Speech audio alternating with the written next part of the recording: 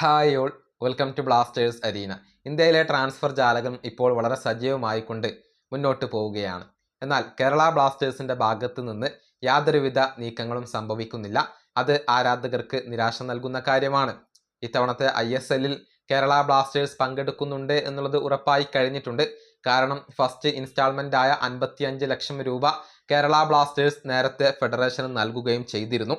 അതുകൊണ്ട് തന്നെ ഒരു ബ്ലാസ്റ്റേഴ്സ് ആരാധകൻ മാർക്കസ് മെർഗുലാവോയോട് ഇതേക്കുറിച്ച് ചോദിച്ചിരുന്നു. ബ്ലാസ്റ്റേഴ്സ് ഇൻസ്റ്റാൾമെന്റ് നൽകിക്കഴിഞ്ഞു, ഇതുവരെ ഒരു റൂമറുകളും സൈനിങ്ങുകളും നടന്നിട്ടില്ല, എന്തെങ്കിലും പോസിറ്റീവ് റിപ്പോർട്ടുകൾ ഉണ്ടോ എന്നായിരുന്നു ചോദ്യം.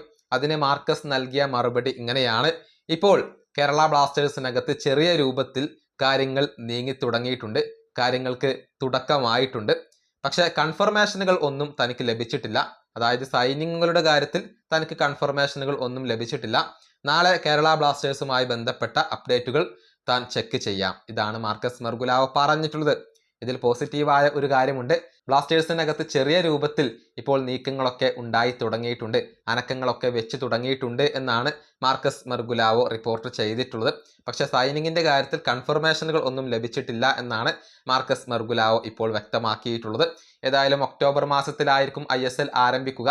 അതിനു മുന്നേ നല്ല ഒരു ടീമിനെ തന്നെ കേരള ബ്ലാസ്റ്റേഴ്സ് പടുത്തുയർത്തും എന്നാണ് ആരാധകർ പ്രതീക്ഷിക്കുന്നത്. നമുക്കറിയാം, പുതിയ ഇൻവെസ്റ്റേഴ്സിന്റെ കാര്യത്തിൽ ചർച്ചകൾ നടക്കുന്നുണ്ട്.